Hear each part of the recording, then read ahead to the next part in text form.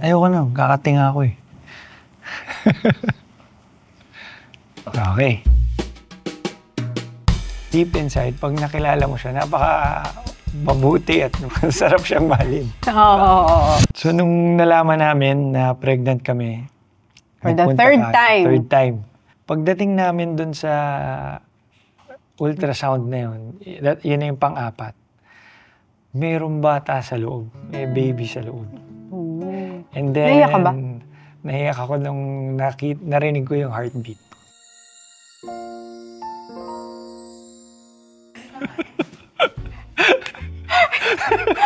Pero, the awkwardness. Buti na lang nandito si Alex. Mas nakaka-pressure. Nakaka-conscious eh.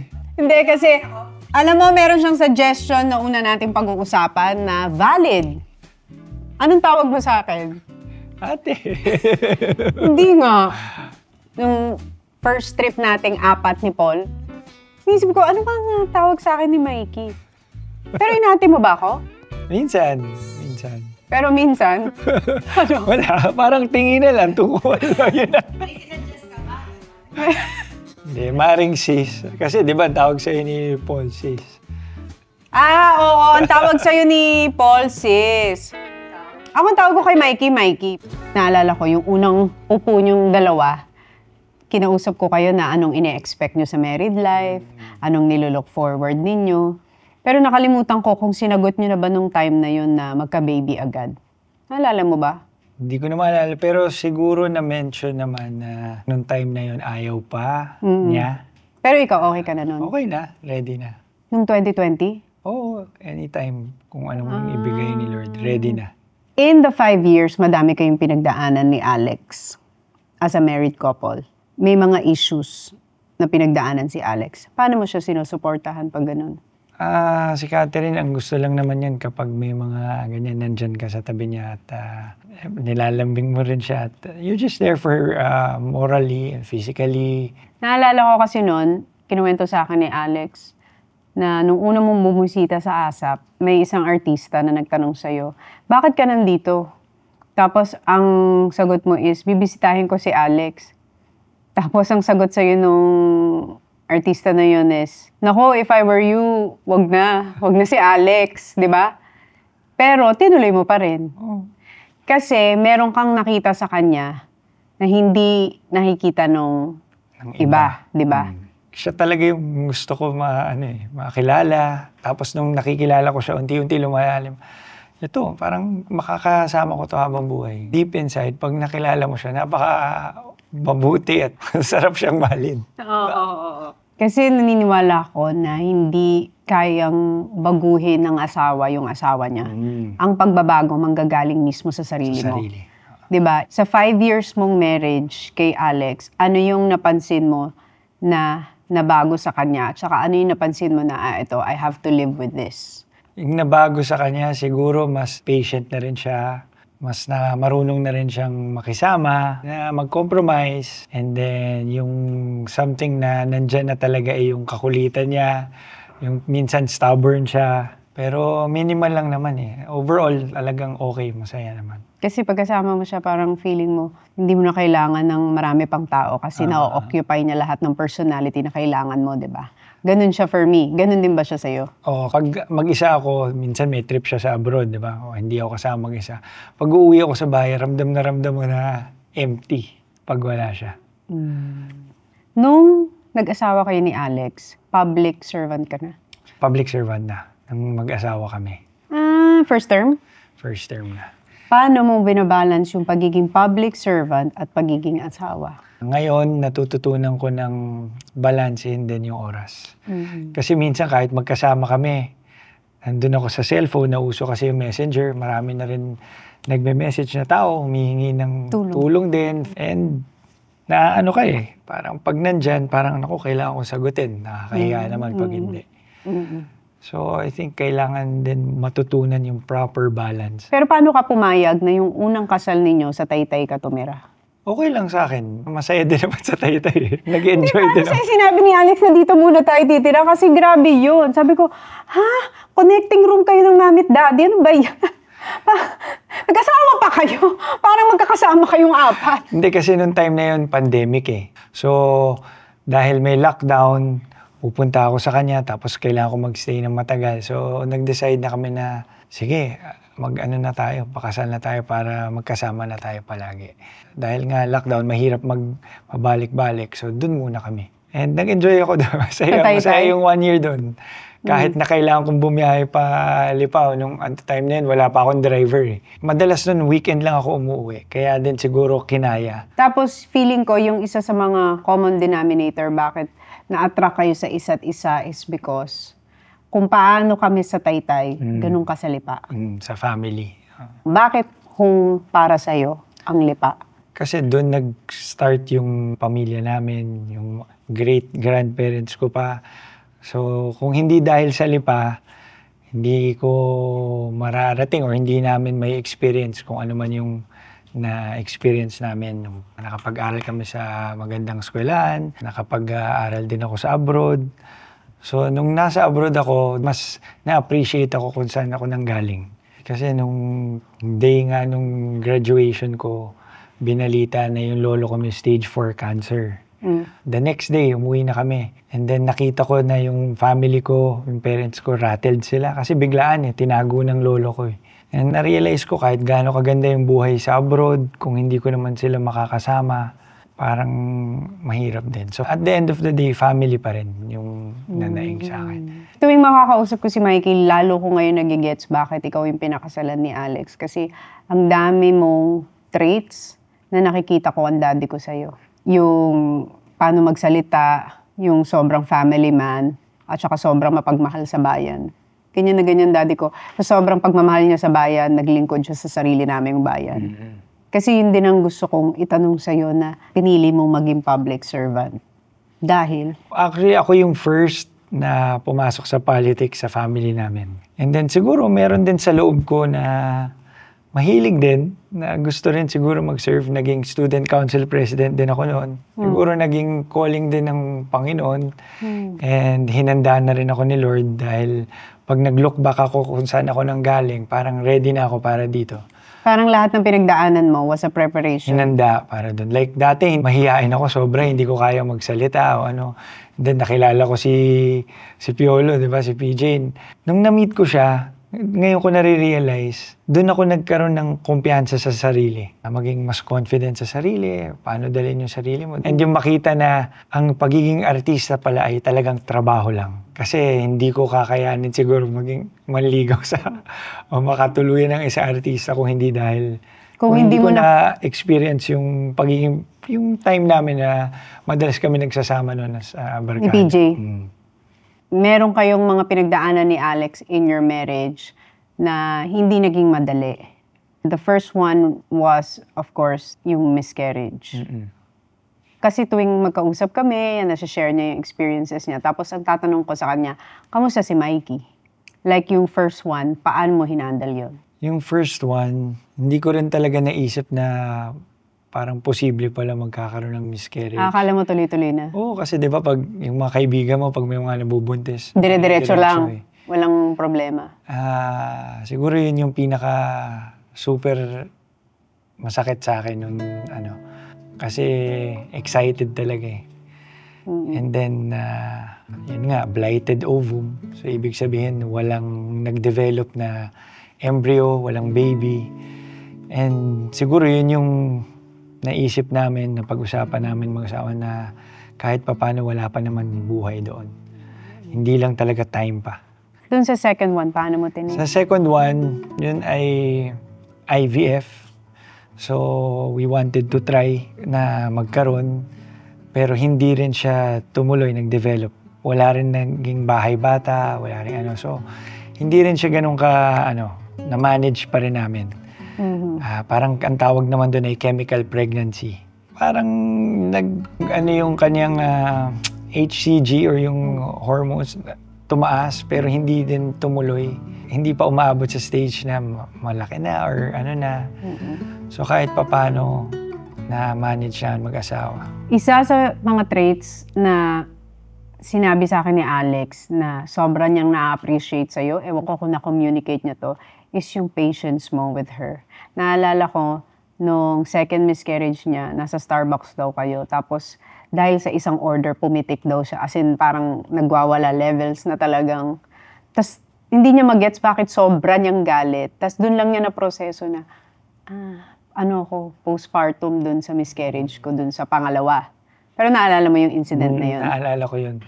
Tapos, ikaw daw, parang ka sa kanya na parang, hindi kita sasabayan. Alam kong may pinagdadaanan ka na. So, parang sinabi niya sa akin, alam mo, doon ko nakita si Mikey as talaga siya, as a real partner. Kasi iniintindi niya ako dahil alam niyang meron akong pinagdaanan. Nagre-research kasi ako lagi sa mga forums ng mga mami, mga buntis. Laging ang tip sa akin o ang pinapayo sa akin ng mga kaibigan ko na iba talaga ang pinagdadaanan ng babae pagdating sa pregnancy. And kita ko rin, yung height ng emotions, ang saya mo, tapos mag-aabang-abang ka, tapos biglang mawawala. Lalo na yung IVF, nakita ko yung pinagdaanan ni Catherine bago kunin yung embryo sa kanya, ilang injections, ilang punta, ilang trabaho rin na hindi matutuloy. So, sacrifice talaga para lang magkaroon ng baby. And then, syempre, pagdating ng miscarriage, yung emotions mo, bagsak na naman. Para kang dinala sa taas, tapos binagsak. In a span of 2-3 months, ganun yung every week, up, down. May laman ba? Wala. So, iba. Tapos, syempre, di ba pag babae, iba yung hormone sa katawan pag pregnant So, kailangan mo talagang maximum tolerance, patience. Pero kasi, di ba, once you get married, you are one. And na-experience ko yun na pag nakita kong nasasaktan yung asawa ko, hindi ko alam kung same level or mas masakit for me. Yung parang ayaw mo makita yung asawa mo going through that. Kasi it pains you also. When you see your wife go through painful experiences and painful journey na ganun, paano mo siya ini-encourage? Paano mo siya hinahandle? Si Catherine kasi yung initial, niya, parang strong Parang kung may mangyari, okay ako, okay pa. Tapos pag kaming dalawa na lang, doon ko makikita na talagang kailangan niya ako. Lowest moment. And ako naman, ayoko na rin nagpapakita na apektado ako. Kailangan pakita ko na strong din ako para sa kanya. So, pag may mga hindi magandang nangyayari or may mga ganyang experiences or issues, ang hiling lang niya sa akin, just be here for me. Kunyari, nakahiga, nasa bed, kung umiiyak man siya, basta yakapin mo lang ako. Kinuwento sa akin ni Alex na yung pinag-usapan namin yung miscarriage niya. Sinabi niya sa akin na hindi mo daw yun pinanood. Dahil ayoko na lang nung time na yun na maalala. Yung kasi masakit na moment. Nakakaawa talaga yung mga pagbabae yung pinagdadaanan. Ang hirap. Now, itong third one na nangyari nung December, ito ba yung pinakamasakit for you? Nung una ako, to be honest, kami ni Catherine nung nalaman namin na pregnant siya. Kasi feeling namin nabuo to nung birthday ni Mami PD sa Singapore or probably after. Hindi namin talaga akalain, wala kaming plano. Ang plano namin, baka posibleng mag-prepare muna ng katawan and IVF or kung ano man. Pero naturally pa rin gusto namin subukan. And then biglang ayun, a few days, delayed pa lang siya. Pagtingin namin, positive. Naalala ko pa yun, sinabi niyo sa akin, nasa church. Tapos ginano mo pa si Alex. Sabi mo, hindi mo muna sasabihin. Pag gano'n ni Catherine, buntis ako. Ako, grabe naman! Nung December, di ba? Sabi mo, ito talaga hindi matigil ang bibig. Sinabi agad, sabi Pero ko. minsan kasi ang hirap mong itago. Oo. Pati sa kaibigan mo. Di ba? Kasi iba yung happiness, parang may gift. Sobrang saya mo. Oo. So, nung nalaman namin na pregnant kami, for the third time, nagpa-check na kami kagad sa OB and okay naman. Tapos, nag-decide na kami na mag-iingat na talaga siya. And then the second week, okay pa yung ultrasound. Hanggang dun sa pangatlong linggo, sabi sa amin ng doktor, ultrasound, nako, wala na naman laman. Blighted ovum ulit. So, talagang bumagsak ulit yung namin. Pero mas kaya compared dun sa una. Kasi nakailan na kami. Kaya ang feeling namin, mararamdaman namin yung saya pag nakarinig na kami ng tibok ng puso o makakita kami ng embryo. Kasi hindi pa kami umaabot dun sa punto na meron Laging dalawang wala no? Oo, meron may baby na. May May embryo. life. And then, sakto nag-text yung OB. Parang kinukulit siya, daan ka naman, visit ka. Siguro blessing din ni Lord. Naisip namin, sige, pa-second opinion tayo dun. So, the week after, nagpunta kami. Pagdating namin dun sa ultrasound na yun, yun na yung pang-apat. Mayroong bata sa loob. May baby sa loob. And then, Naiyak ka ba? Naiyak ako nung narinig ko yung heartbeat. Nakakaiyak mo. Yung heartbeat. First time ko nakarinig ng heartbeat. Sa third, Third try pa. Pero ang masakit doon kasi ang sabi sa amin, wala nang laman. So nung nagpunta kami, nagdadasal kami the week before. Si Catherine, umiiyak din talaga siya. Tapos pray siya ng pray. Nagsasabi, may makikitang baby the following week. Tapos nasa church pa kami noon, sabi niya, next visit ko, i-check ko my heartbeat. Nag-pray daw siya kay God. Sabi niya, Lord, give me a sign. Ang unang verse na nag-flash sa screen, sa church noon was, for unto us a child is born, for unto us a child is given. Tapos gumaganon pa siya sa akin, we given, a child is born. Baka ito na yun. Ito yung sign, sabi ni God, a child, a child. Ako naniniwala talaga to, sabi ko lang, just keep on believing that, di ba, yun naman nagsa-start ang miracle. Ang magsisimula yan, believe ka muna. So nag-believe siya and then yun nga yung visit nyo. Nakakita kami ng Heartbeat. embryo. Una yung baby. Oh. Tsaka yung heartbeat. Actually, hindi ko sinasabi kay Catherine, pero nung nandun kami sa ultrasound kasi, nakakuha ako ng picture. Di ba may live? So, gumagalaw. Ito lang yung kaya sa isang picture na makikita mo tumitibok yung puso niya. Tapos niloop ko para play lang siya ng play. Tapos tuwing umaga, ayan, tinitignan ko siya. Kaya talagang tinetreasure ko yun. Tapos ano nangyari? Nalaman namin mababa yung heartbeat, 65 lang.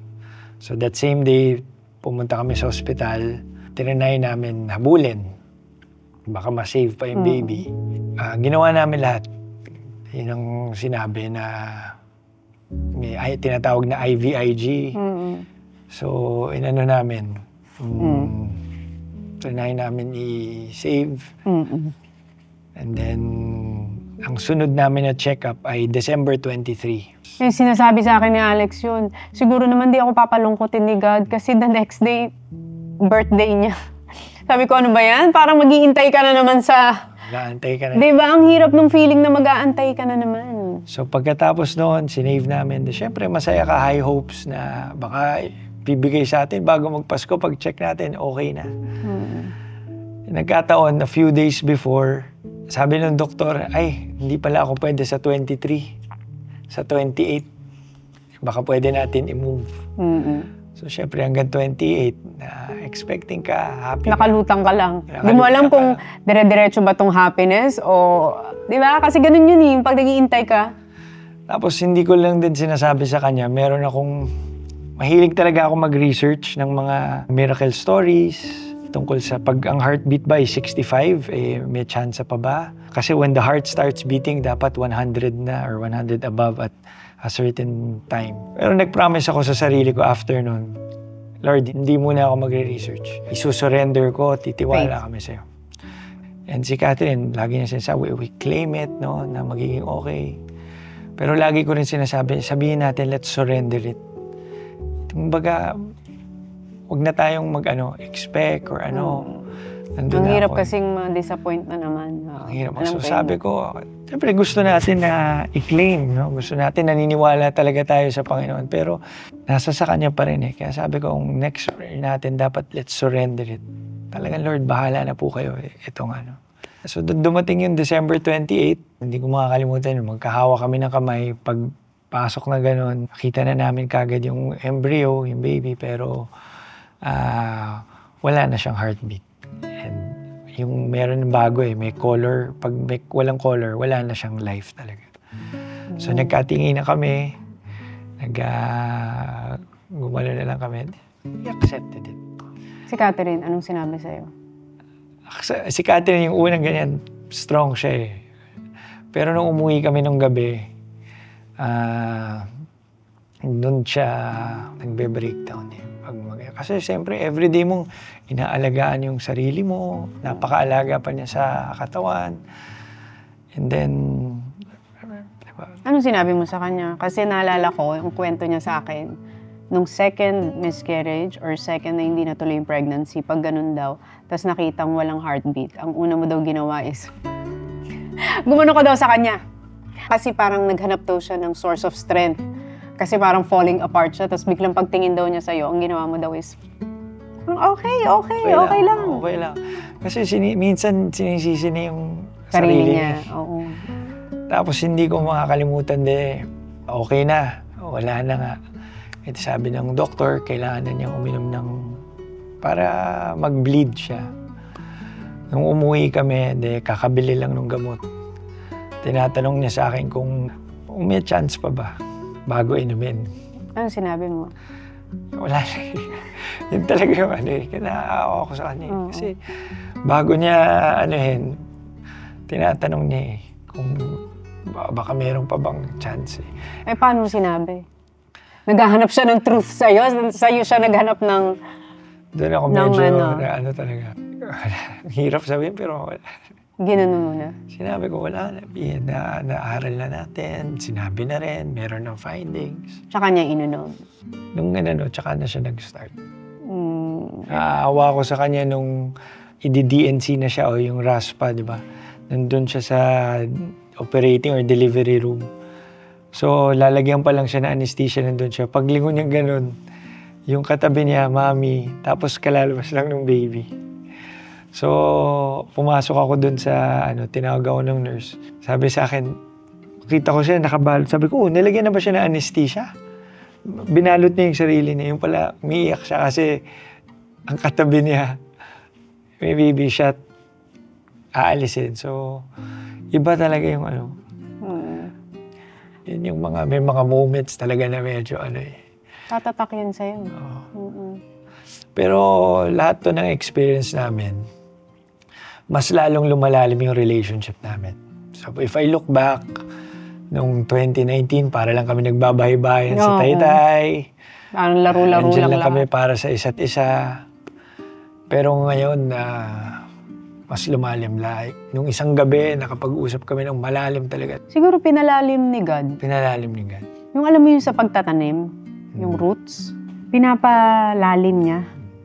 Para kahit anong bagyo dumating dun sa puno, hindi basta babagsak ang puno.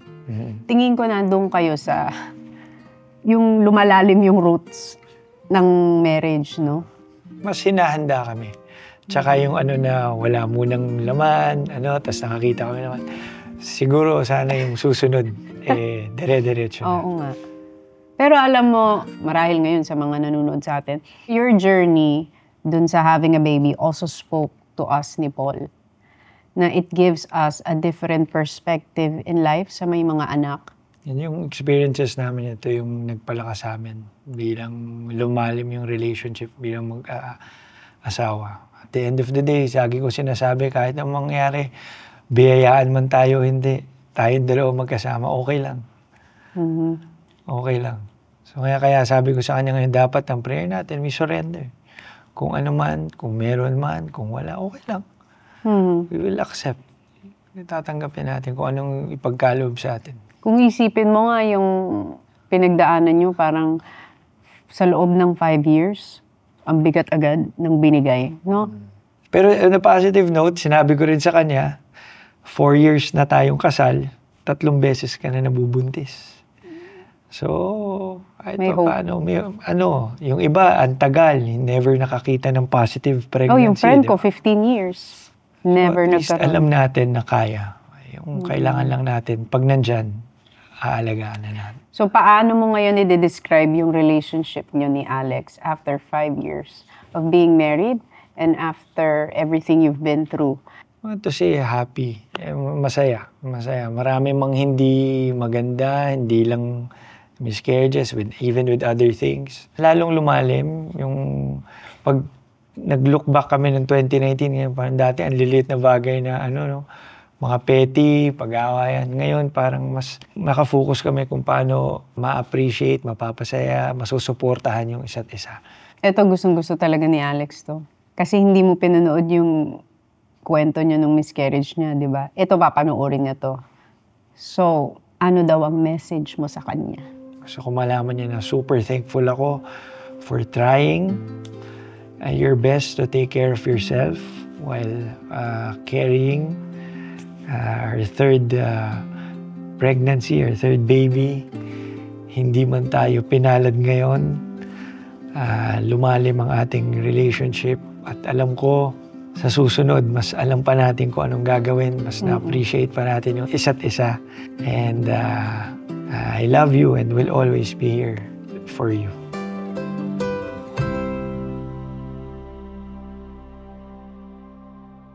Thank you daw for 3 months na kayanan mo na walang siping dahil pinagbawal. Shoutout to? Anong shoutout to? Anong Miley and Myra? Sino yan? Si Miley is si my left hand. Si Myri ay my right hand. Yun muna kasi ang nagamit for 3 months. Uy, umiyak si Mikey, grabe. Ako nga naiyak eh. Buti nga pinigilan ko na yung sarili ko, kundi pa ako na yung hahagulgul dito. Did you watch it? Let's have a foursome episode. Here's it.